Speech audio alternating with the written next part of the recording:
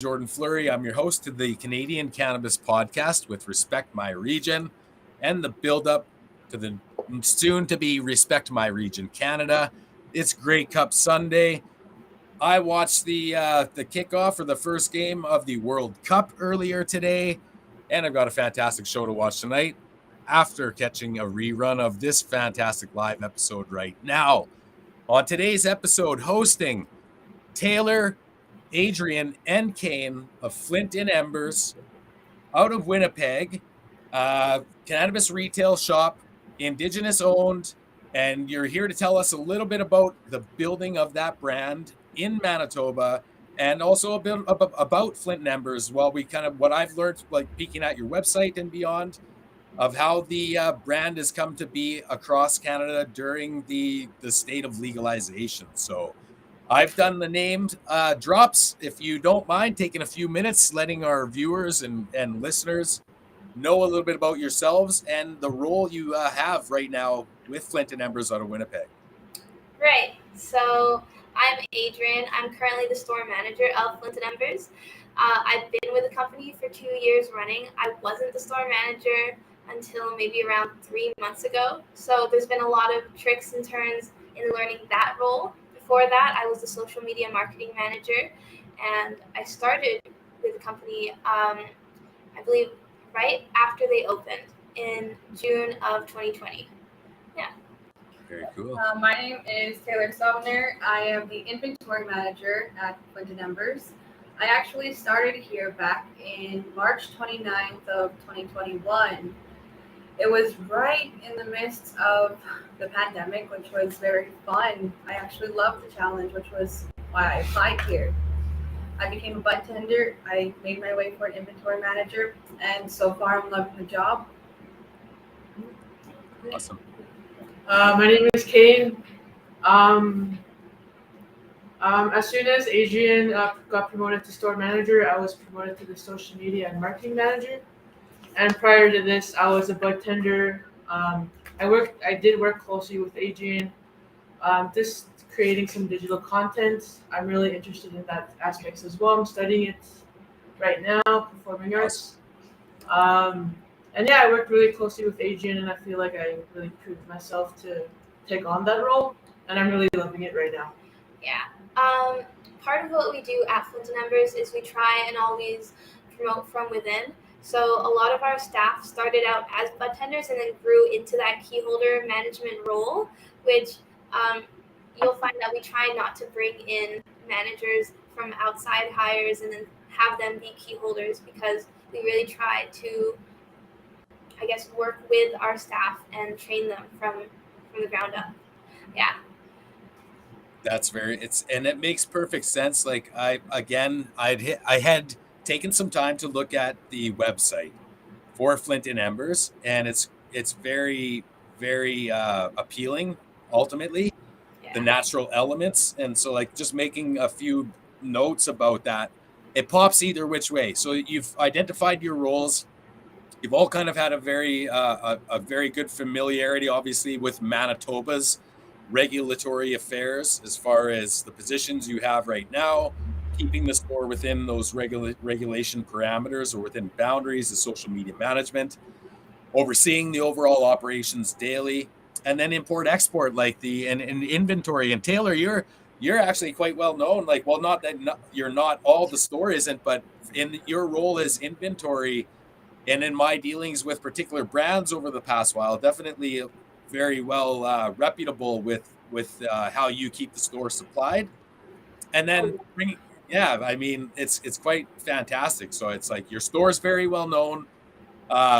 It's interesting in a couple of ways to have you on. Not only are you the first actual only retail only or retail specific brand to appear at this time on the Canadian Cannabis podcast, where the focus has been a lot of upper management as far as the brand itself goes within the overall federal industry. And so while we were looking at the show and beyond in 2023, there's ultimately different avenues to be covered, and then nailing it all down very quite oftenly can go. I'm not to be selfish, but I am Métis, and knowing I'm Indigenous, and for the most part wearing it on my sleeve, can go about my business most of the time without acknowledging it very, very outstandishly or not like. And so it's quite important at the same time where to Flint and Embers being located where you are for a number of reasons, being the ultimate full circle effect of having you on as a guest, as far as having a retail guest goes, where I hit a number of shops anyway. So that all just quickly throws it out there for what we can expect. For some of the dialogue is I want to start to pick your brains a little bit of what it's been like in the retail market. You mentioned since 2020 in those positions, but ultimately like people that may have not have stopped at your shop or haven't heard of or been to your shop yet, but you're located right next to Manitoba RCMP's main Yeah. headquarters, the division. And like for myself, very comfortably, not a deterrent, but I could see it. So I mean, I wanted to start with some of that. And where you're also at the same time, for anyone that's never been and just hearing that, situated in one of Winnipeg's healthiest Indigenous economic development zones, as far as I would like to identify it or see it, as far as the Chief Peguis education and Chief Peguis business operations there. So that's my 3 minutes of one or two questions. Yeah. Please take your time in answering a little bit to what how that has been, and we'll look even further after as far as some of the market goes. Right. Well, getting into it, I mean, there's a lot of different things to touch on there. Regulations, Chief Peguis, the RCMP. I'll start off with, I think, the funniest thing is that being right next to the RCMP, it means that right when we opened, we had customers who didn't want to leave their name, didn't want to leave their number, didn't want to actually be associated. They were like, take my cash. I was never here, right?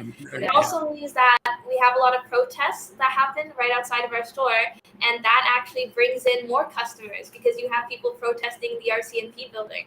And then you have people who are like, oh, there's a weed shop here? Great, that aligns with everything that I stand for. Peguis in and of itself, or do you guys want to add anything to that?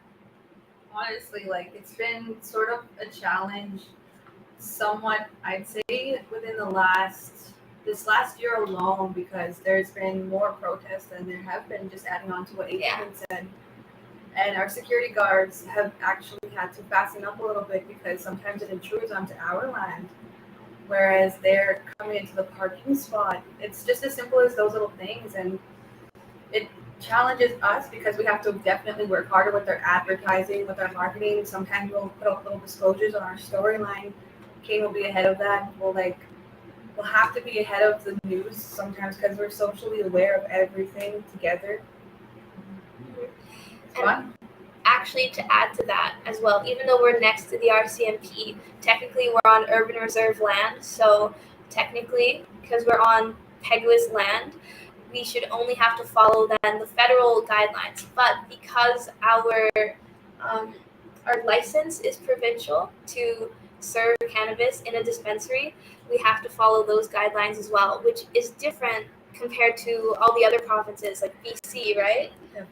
Yeah. Yeah. So that in and of itself, because it's such a big gray area as it is right now with legalization being so young, you have to really be careful. And in the first 2 years we were open, it was a lot of tiptoeing the line, trying to figure out what we can and cannot do. Why can bigger companies do this? Why can't we do that? Advertising has been one of the most difficult things that we have been trying to get done in and of itself. Advertising online, advertising outside, like in person, that sort of thing. Really, the only way that our customer base has grown is through word of mouth. Yeah. Do you want to talk a little bit more about social media and all that, Kate? Yeah. Go back. Yeah. Yeah.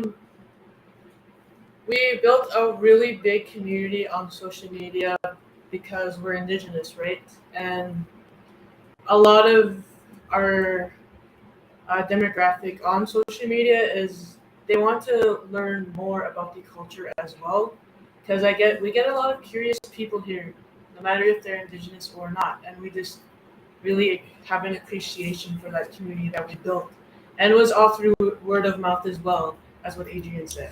We actually, to build on that, we have a lot of people who see cannabis as their medicine, which is something that we try to uphold as well.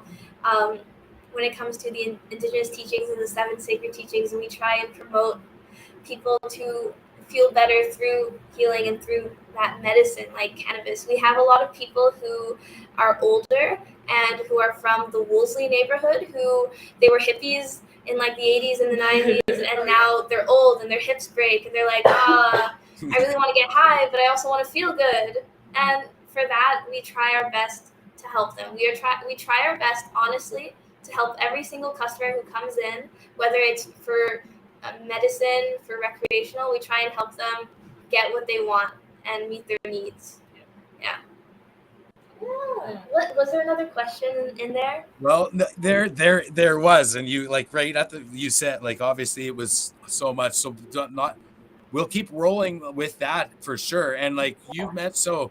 Because you've identified that the regulations and getting out. So and looking at the Flint and Embers trademark in behind you right now on screen on your visual. Yeah. This is where I was making note while you were all kind of answering there as far as what I was hoping to hit on today. And like the use of the elements when you go like from 4 pages on from page to page, you like spark, ignite, kindle, glow, right? And then so find your spark in behind.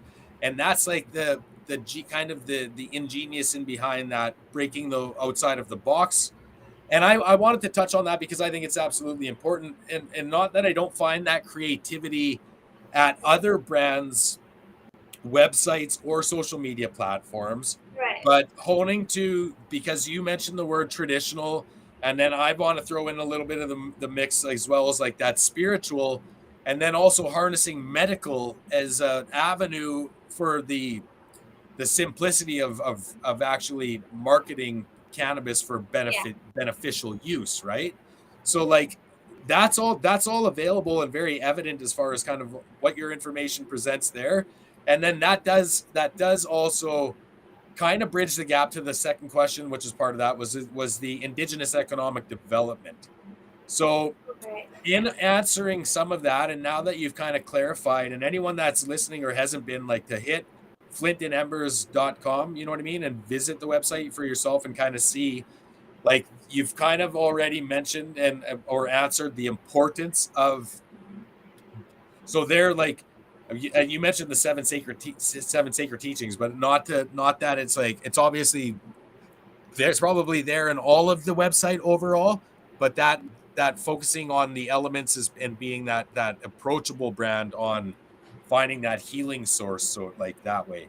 Right. So how hard or difficult is it bridging that overall maneuver in business on, like, you know what I mean, on or off reserve, and navigating around potentially the Indian Act and its regulations where it comes to economic development as well. So yeah, it's kind of a big one, that big, you know, so it's not an easy situation to get around. So it's worth the discussion and people realizing some of like what it's actually taken to build the brand as it is now, right? So yeah.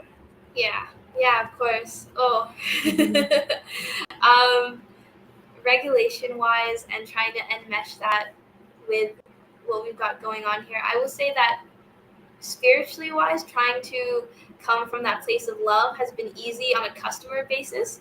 On a professional basis, on a business wide angle, I try and always come from a place of kindness, but we operate as a business, right? And sometimes I felt like in the past, we've given more than we've taken in certain aspects of our business. I'm rambling a little bit here, but it's my core message here.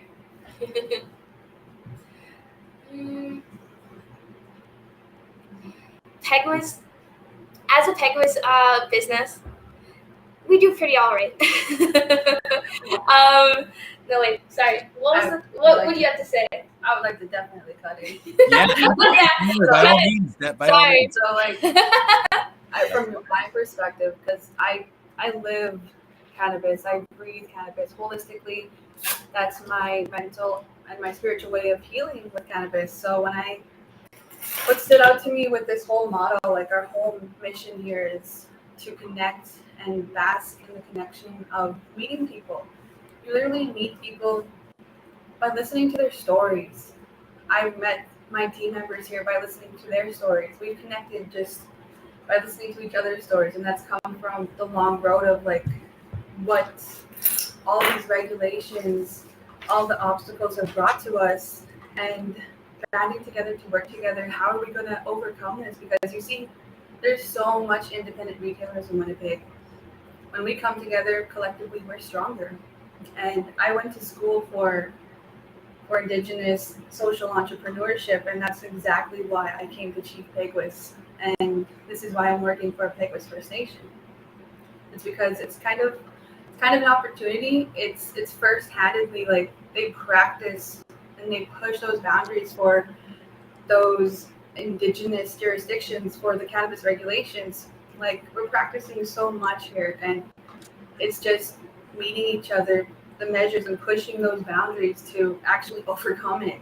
It's so fun, but also it's definitely come with a lot of challenges because Kane had to remake all of the business and the social medias probably 2-3 times. 2-3 times. It's been such a challenge. So Kane, and we're talking like banned accounts or deleted accounts from the metaverse or like websites. Yes. Yeah. Like, Oh yeah. our Instagram got deleted so many times. We get posts taken down that, because we like to educate and inform our customers as simple as we can, right? Because cannabis can be very versatile and just very different. So, Yeah. and we also have a lot of elders come in the store and they use it to self-medicate. They use it to harm. It's used for harm reduction as well. So we have to keep that aspect in mind when we're creating that online brand identity, because we want to educate, learn how to consume safely, just for every single audience that we have. As For well. sure. I don't Yeah. think- No, Sky, what were you saying? Okay. Cannabis as well. The Instagram, while it is a cannabis account, like it's a dispensaries account, we also try and use it as a way to teach people about Indigenous things as well. Indigenous events going on in the community, we try and always share them to our stories or make posts about them. Every time there's something important to the Indigenous community in Manitoba, in Winnipeg, we try and call attention to it as well, and to use that platform to elevate other people's voices.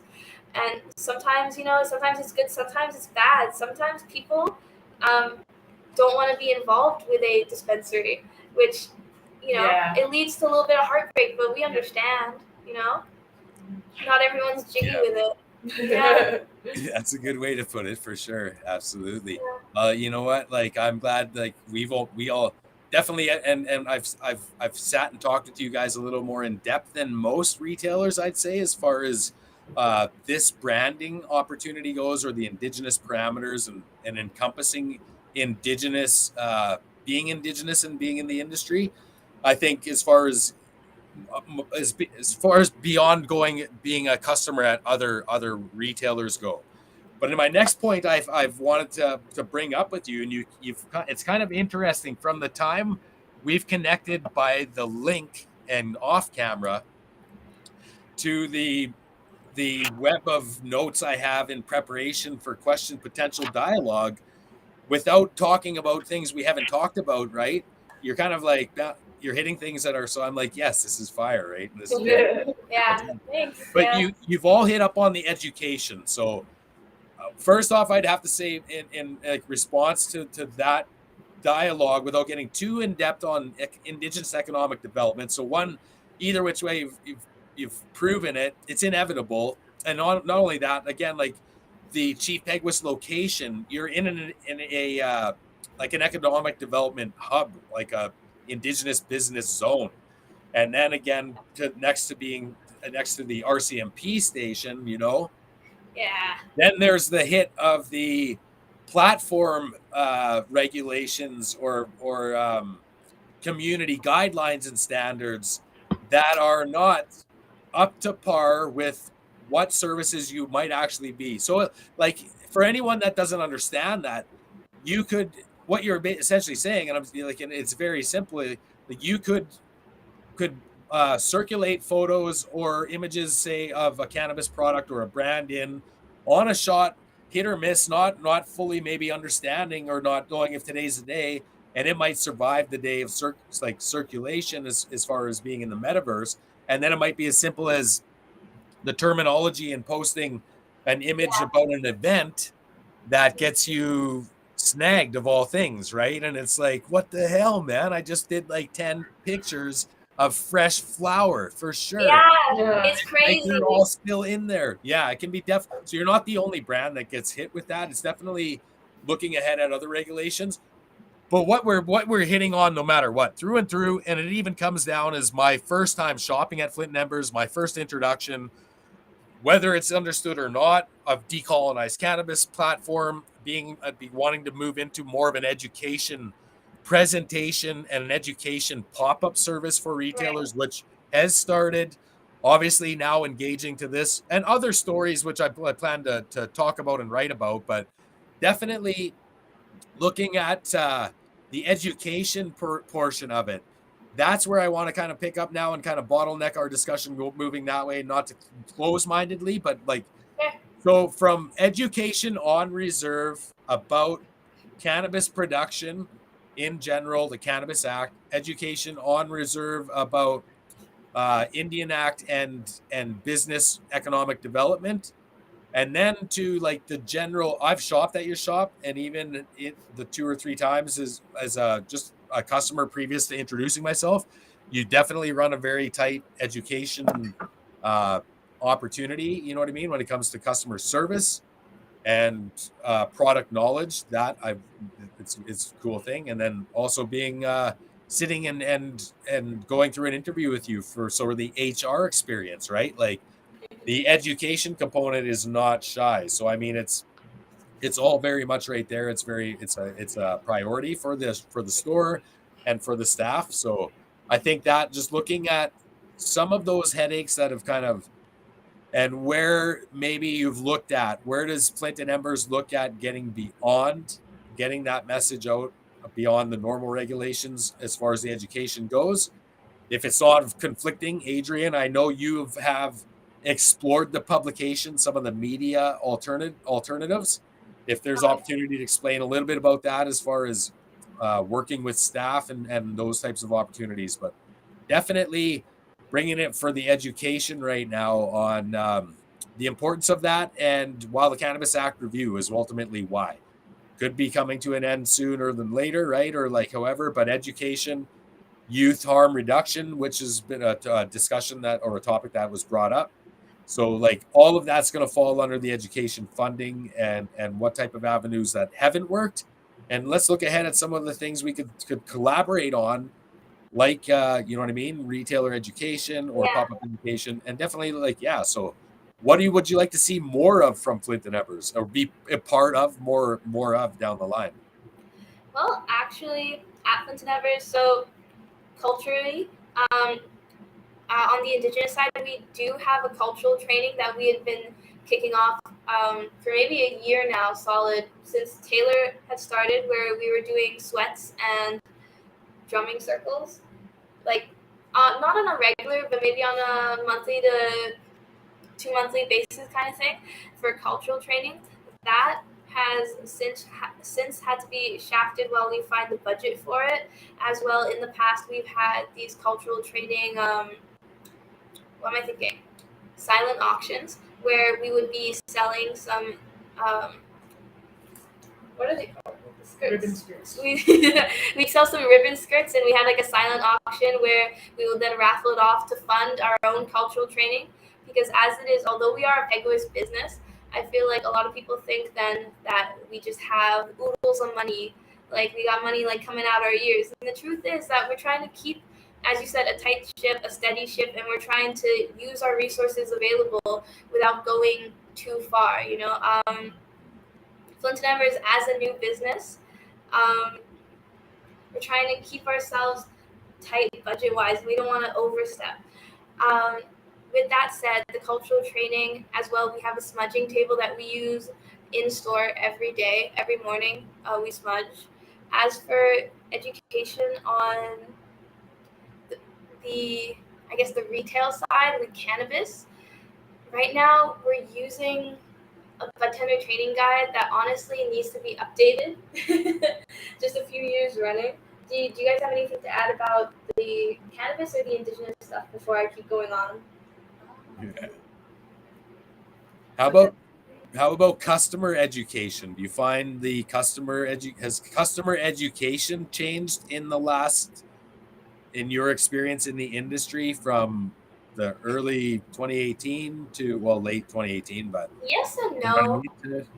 So as Yeah. far as, and speaking to the same question at the same time, continuance, but still speaking to that effect of looking back of the last 4 years of nearly $100 million of federal dollars in cannabis education, is it really working? Like, have you seen that shift in the customer base, whether there's an increase in shoppers or less?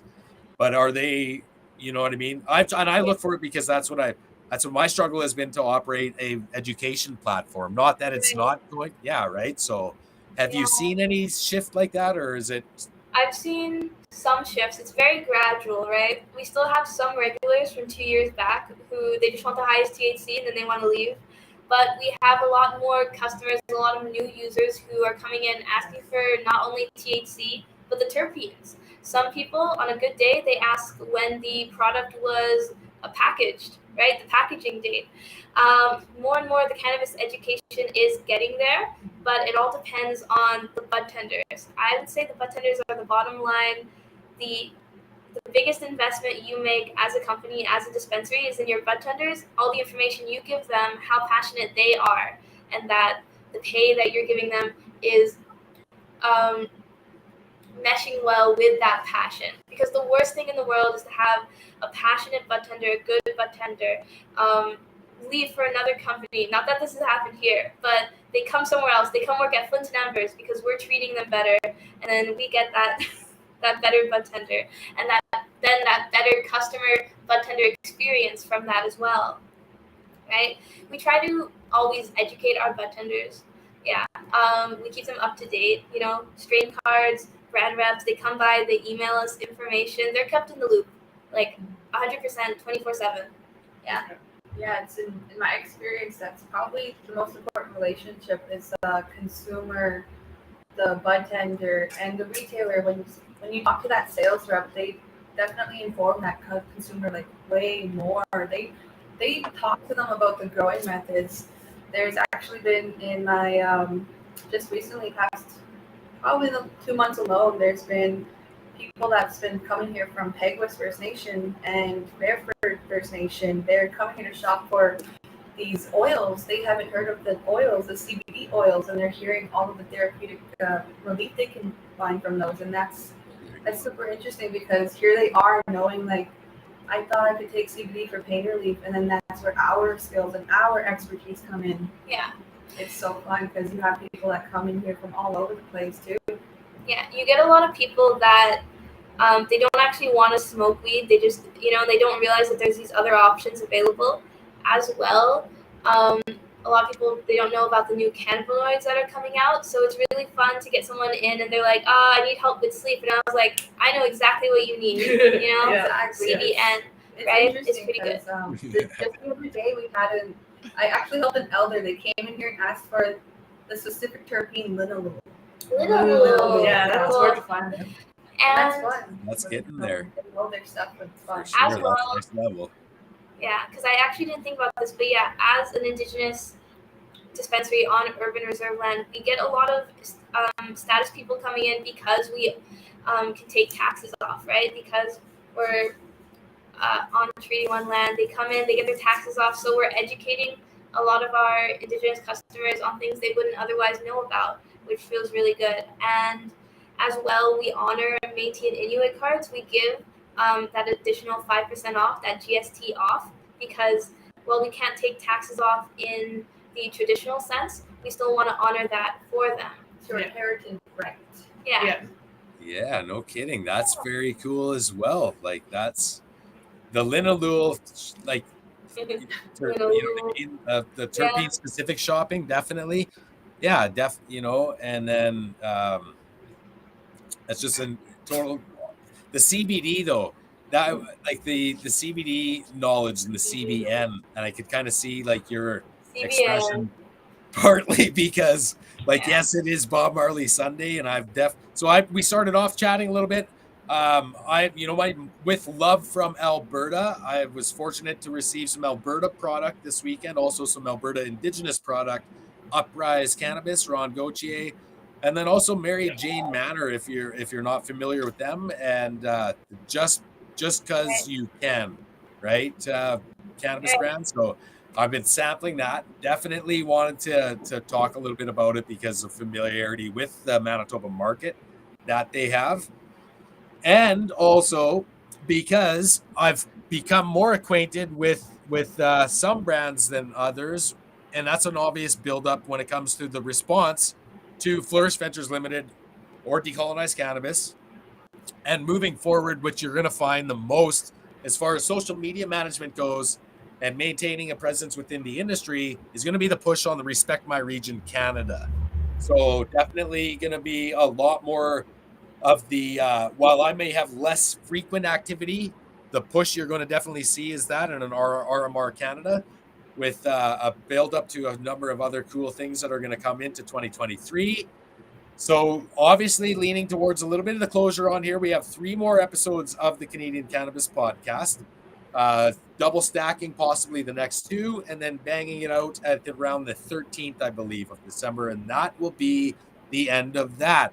So I've left Winnipeg though since talking with you guys in the last time. Oh, damn. Yeah, I know. So it's it's an interesting thing. It's one of those funny, wholesome, full circle things where while I was obviously looking for employment, either which way, employment opportunities, also in that process, identifying just in honesty, like my self-exploration boundaries and where I'd been over the course of the year, where I was basically answering like what I was looking at sticking around the city. So, I mean, it's funny how things work out because it lo and behold, it works out. I'm back in Manitoba.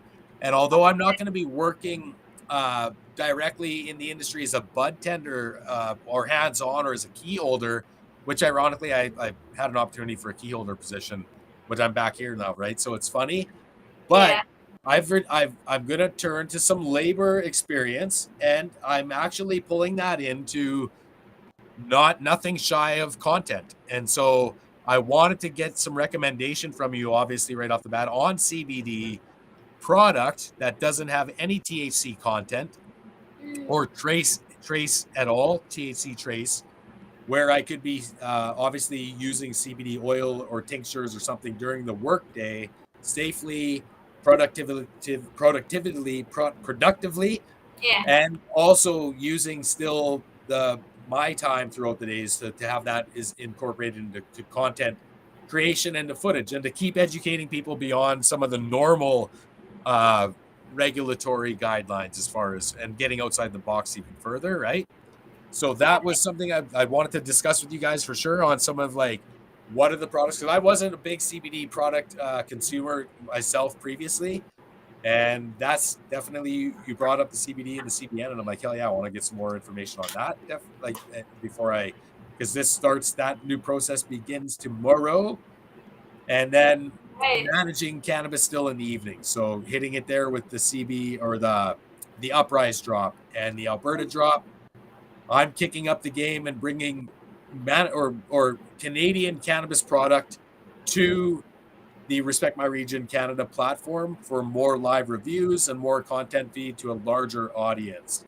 And so that's going to be very much where the next 4 weeks closes for me, and then waiting patiently to reopen all of that in 2023. So yeah, throw it at me. Some of the Indigenous brands you're very favored to or comfortable or familiar with that you would point people to as far as the THC goes, and then some CBD product that is dialing it in for that what I mentioned there. Okay. Well, I mean, I think I speak for everyone when I say that we all love Uprise. Yes. Like, we go Yes. crazy for Uprise. When the Yeah. apple fritter is in, we are coming. We are finding you we're wherever getting you it. are. Yeah. Yeah. The apple fritter is by far, I think, my favorite strain, followed by Sunset Sherbet from Uprise. THC content aside, even though that's always in the upper 20s, I really love the way it makes us feel. The apple fritter is a really good talkative high. It was actually best for when I was doing Prairie Puff, which I guess I'll talk more about later since I've just mentioned it. But and as well, Sunset Sherbet is my favorite just because it's a really good giggly sort of hybrid there. Apple Fritter from Uprise is a sativa hybrid, and Sunset Sherbet is just a hybrid, I believe. Do you guys want to speak more about any of your favorite strains or CBD options? You got a lot of CBD. I know you do. I really like Msiku, Peggy's Pride, Nova Glue. Yeah. Love those stuff. They're indigenous. They're as well. indigenous. By Awesome. the Micmac ancestral people of Nova Scotia. I really like their stuff. As for CBD, I'm not really like an edible ingested kind of guy, so I usually like to for CBD products I usually go for like vaporizers, and one of my favorites has to be the High Priestess Aquarius CBD vaporizer. So Oh, yeah. try that one. Tastes amazing because it's live resin. It's That amazing. sounds It tastes very good. The card is very pretty too. Yeah. And I will say, if you find that then there's a lot of pain after whatever job it is, CBG is a good cannabinoid it's an anti-inflammatory. We have it in the wild gummies, but it has THC and CBG. And from what I've heard, CBG actually enhances the high rather than takes away. So a bad example of a CBD option, but a very good option otherwise. Fitty. You go. It's so funny. So, my go-to would actually be the Medi Farms group. I love You the go new sicko relax mode for formula. that. The new relax formula is a CBD to CBN. It's a nice ratio, seriously. And is that a flower or It's just oil. It's an oil. It's An available oil? in a 30 milliliter bottle. And Yeah. then for my flower, for the CBD flower, my go-to is, it probably has to be Pure Leaf. No, Pure Sun Farms. That CBD hybrid. The new CBD hybrid. Is it called Pure They're CBD? always sold out. But then they always come back with a new batch. Yeah, you know, so it's fresh too. Yeah, my go-to for the daytime, it's definitely Uprise. I love those cake mixes. And for the evenings, I go to that LA Kush cake for that nice hybrid. Yeah. It's euphoric, it's creative, and I don't want to put to bed, obviously. I just smoked the LA Kush cake like the other night, and I woke up, like I literally had maybe 4 hours of sleep, but I woke up fully rested. And usually when I smoke right before bed, I have that kind of groggy wake up, you know? Yeah. So this one was kind of nice. I don't know if It's a was smooth lucky. hit. It's smooth. Yeah. And that easy 3 kilos, the Godfather OG in there, that's blissful for an indica. Yes. Yeah. some of the LA Kush cake here? Yeah. We actually have it available. We got the 3-pack, the 10-pack. We've got the 7 grams and the 5 grams just of flour right now, all for LA Kush cake. Clearly, we're It's number one. nice. I've had the pre-roll, but I'm looking forward to it after this for sure. While I get to kick back and share some of the social media outlet after that. So definitely, and then also Farmer, what is it? Sorry, Because You Can. So if you've seen the episode with Mary Jane Manor, which I'm gonna throw it out there, man, until Manitoba and other provinces are rocking spots very like even closely. Definitely like talk to like I gotta know you said like people talk about Pegless maybe with money's flowing out the ears, but staff getaways, stuff like that. I mean, it's obviously a place in the tourism, looking at that larger national umbrella of it all, as far as the industry goes. So I mean, it would be sweet. That's a lot of the buildup, as most of you know, with what I'm going to be doing as far as the other industry work goes on retail consumption space. regulations and zones and the education, basically, portion of all of that. That's kind of like a hot topic. I try to keep it to. But again, I'm spinning up, but I'm always going to have time for the writing and then keeping that flow of connections and how this works. Definitely wanting to highlight a little bit about what we talked about through our episode. So likely expect a backlink, like a a backlink to this episode, or possibly some backlinking to the website, like to Flint Embers website, either which way, as I kind of highlight some of the Indigenous cannabis brands is one thing. Then you also brought up when I'm asking, because I'm taking note and looking at the industry overall, and what do we want to kind of highlight, what's trending.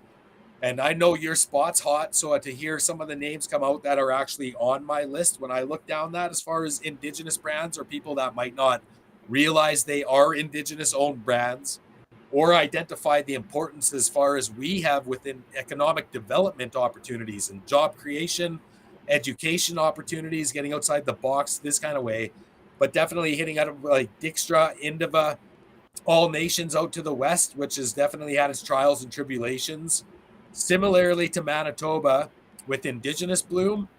And then, not to get too in deep in it, but you, Kane, you mentioned early in the discussion with connection of Alberta or BC and Manitoba Indigenous operations.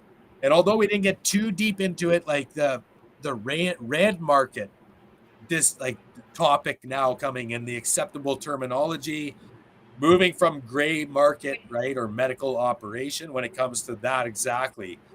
Why it flies for some provinces like BC, and why not, obviously, we're in Manitoba. But Flint and Embers laying it down and playing the game within federal and provincial regulations and rocking you know what I mean, a top-notch a store that brings the high heat, man. Flint and Embers, and just keeping it up with the elements and the branding, marketing that way, right? So it's very cool to hear from all three of you today, as far as bringing that all together. You know what I mean, and not just looking at the overlay that way. But let's if to finish things up, even that alone, the red market.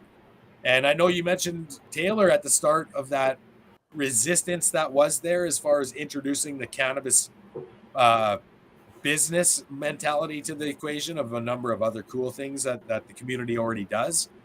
But overall, yeah, whether it's a red market or the gray market or the medical, and you do a great, fantastic job of keeping it medical, but obviously that, and then the what else there, like the UN drip, the Indigenous portion of it all, like that ties in the global Indigenous nationhood to it, and even the branding that exists potentially with the way you have it now, and reaching that far around that far outside the box. Yeah, so keeping it open a little bit. We have a little bit of time, but you can speak to some of that there for sure, because it's you know what I mean, until next year, basically, until we get some of that dialogue in, or until I write a little bit more about it. But that's definitely all in the backdrop and worth following up either which way, especially Adrienne with some of the publication.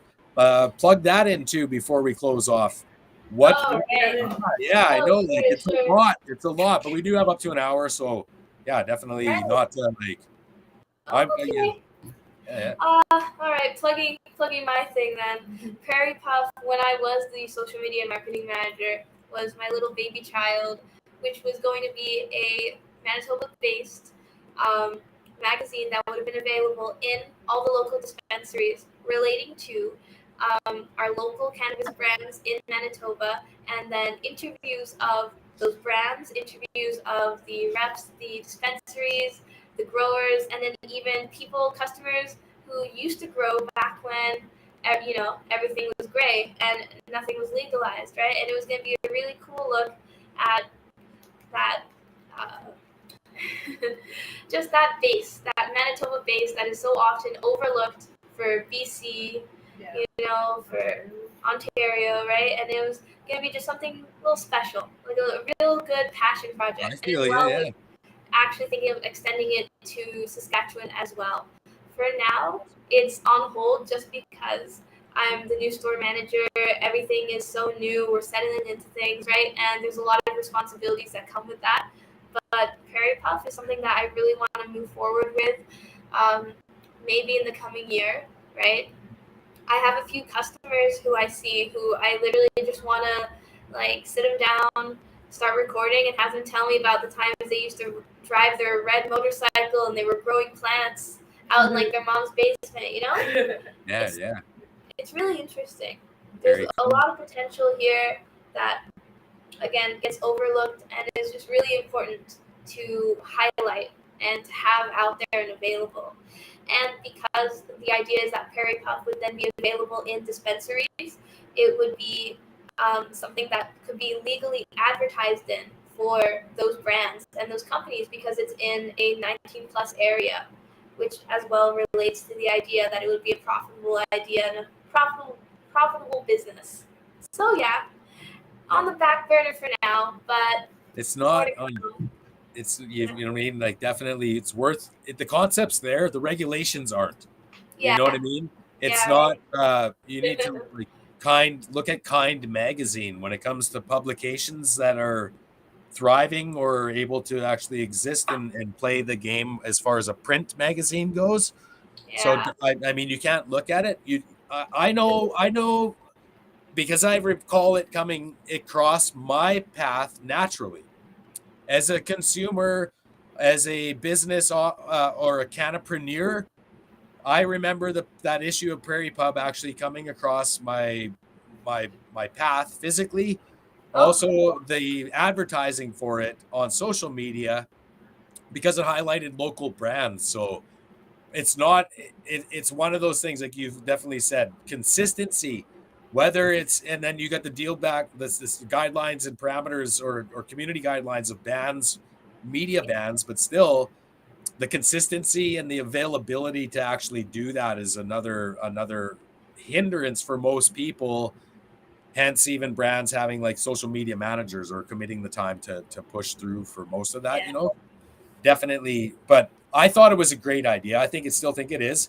And if you're comfortable with this interview here and looking at like those, it's as easy as that because Respect My Region Canada is going to be more than just a one person operation as the build up and intro has been from Fleurysh to Respect My Region Canada, right? And I'm obviously going to be, I have the discussion. Most of the times it's off record or either, and there's episodes where we talk on record, but the follow up to episodes is definitely that particularly, and looking at who would be interested to build the platform with us even further down with some of the vlogging and the blogging. So don't throw your idea totally to the curb, right? There might be collaborations and opportunities looking that way down the line to have your input in those capacities, as well as managing the store and working on the other side of the coin, coming in and working with you on some short, like half hour, like 2-hour education sessions, for example. Yeah, of course. There are avenues for brand marketing that are viable solutions to getting outside the regulations. That's true. Yeah. There are those yeah. All right. Anything else? You guys That's you. Well, I'm just happy to be a part of the show and everything that we've talked about. It's pretty cool because we're pretty much indigenizing this whole cannabis industry. So pushing that mission, right? It's not a discussion that's like a secret or that has to be talked about in any means watered down or any kind of way.